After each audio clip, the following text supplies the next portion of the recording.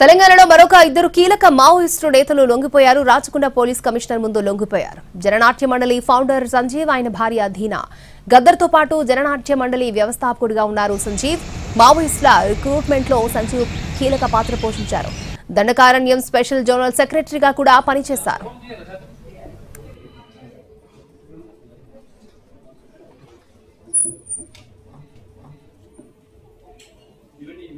Sanjeev alias లేబు దాదా ఇతను ప్రస్తుతం secretariat member డికేఎస్జెడ్సి.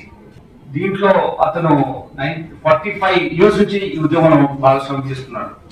1980లో ఇతను ఇంట్రాక్షన్ లో వచ్చినప్పుడు గదర్తో పనిచేస్తాడు. ఆయన మెయిన్ టీమ్ మెంబర్ అయినా ఆ టీంలో ఈ was playing a very pivotal role. తెలంగాణలో మరొక ఇద్దరు కీలక మావోయిస్టు నేతలు లొంగిపోయారు. రాచకొండ సిపి ముందు జననాట్య మండలి ఫౌండర్ సంజీవ్ లొంగిపోయారు. మావోయిస్టుల లొంగుబాటుపై రాచకొండ సిపితో మా ప్రతినిధి Ramesh Vaitla face to face. Maoist పార్టీలో కీలకంగా పనిచేసిన ఇద్దరు మావోయిస్టులు లొంగిపోయారు. అయితే వీళ్ళు జననాట్య మండలిలో పనిచేస్తూ తిరిగి అటు మావోయిస్టు పార్టీలో చేరిపోయారు. వీళ్ళకి సంబంధించి లొంగిపోయిన తర్వాత అసలు ఎలా ఉంది పార్టీ కావచ్చు, లేకుంటే లొంగిపోవడానికి కారణాలు ప్రస్తుతానికి రాచకొండ సిపి మందరు. సార్, ఇద్దరు లొంగిపోవడానికి ప్రధాన కారణాలు అంటే జనజీవన స్రవంతిలోకి రావడానికి కారణం ఏంటి? వీళ్ళు ముఖ్యంగా అంటే 45 సంవత్సరాల నుంచి మావోయిజం యాక్టివిటీలో పనిచేస్తున్నారు. 1980లో వీళ్ళు స్టార్ట్ చేశారు. జన చైతన్యంగా చేయడానికి వీళ్ళు జననాట్య మండలిలో భాగస్వామ్యం తీసుకున్నారు. దళంలో కూడా పనిచేస్తారు.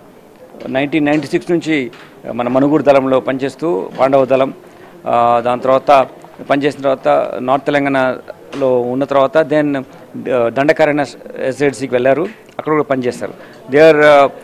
ఇతను మనకు వచ్చినటువంటి ఈరోజు జనజీవన్ స్రవంతి కలిసినటువంటి సంజీవ్ అలియాస్ లేంగు దాదా, ఇతను బేసికలీ మన ప్రాంతం, అతను రాచకొండ లిమిట్స్లో ఉంటారు. అలానే ఇతని జీవిత భాగస్వామి పార్వతి, ఈవిడ పాత మహబూబ్నగర్ జిల్లాకు సంబంధించింది. వీళ్ళు ముఖ్యంగా 2 కారణాల వల్ల ఈ మెయిన్ స్ట్రీమ్ లైఫ్లో మన ప్రాంతంకి వచ్చి చేరాలని చూస్తున్నారు. ఒకటి ఏంటంటే ఈ రాష్ట్ర ప్రభుత్వం చేసుకున్నటువంటి బెటర్ రీహాబిలిటేషన్ ఫెసిలిటీస్ క్రియేట్ చేసిన దాని ముఖ్యంగా ఇక్కడ రావడం జరిగింది. సెకండ్ ఏంటంటే వాళ్ళ హెల్త్ రిలేటెడ్ ఇష్యూస్ దానిలో కూడా వచ్చారు.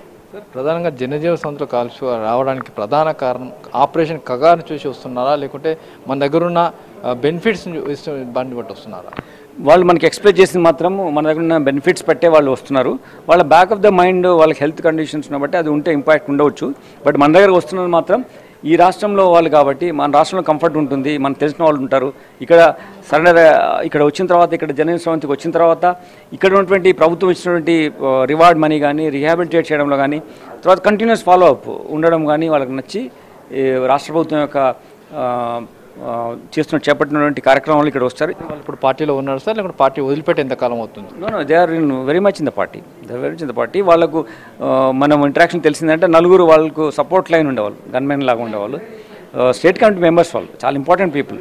24 సంవత్సరాల నుంచి వాళ్ళు యాక్టివ్ రోల్లో division committee member, state committee మెంబర్గా ఉంటున్నారు. వాళ్ళు very important people in the system. అన్ని రాష్ట్రాల్లో వీళ్ళు జన చైతన్య మంచుతో కార్యక్రమాలు చేశారు. దాంట్లో ఎంతమంది రిక్రూట్మెంట్ చేస్తారు ఏమని చెప్పారు? ప్రధానంగా వాళ్ళు రిక్రూట్మెంటే కదా. It's not exactly only recruitment, that's one of their duties. Because వాళ్ళకు చాలా భాషలు మాట్లాడతారు, మంచిగా పాటలు పాడతారు.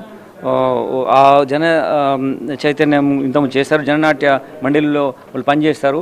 ఇప్పుడు అక్కడ వెళ్ళిన తర్వాత చైతన్య నాట్య మంచ్ అని పెట్టడం జరిగింది. అక్కడ నుంచి కూడా సిఎన్ఎంలో యాక్టివ్ రోల్ ప్లే చేస్తున్నారు. ఇప్పటివరకు ఎలాంటి యాక్షన్స్లో ఉన్నారు, ఎంతమంది రిక్రూట్మెంట్ చేస్తారు, ఆ జనమంచులో ఎట్లా పనిచేశారు, 12 రాష్ట్రాల్లో పనిచేస్తారని చెప్తున్నారు. అయితే ఆ రాష్ట్రాల్లో ఎంతమంది రిక్రూట్ చేస్తారు అన్న విషయాన్ని తెలుసుకునే ప్రయత్నం చేస్తామని చెప్తాను.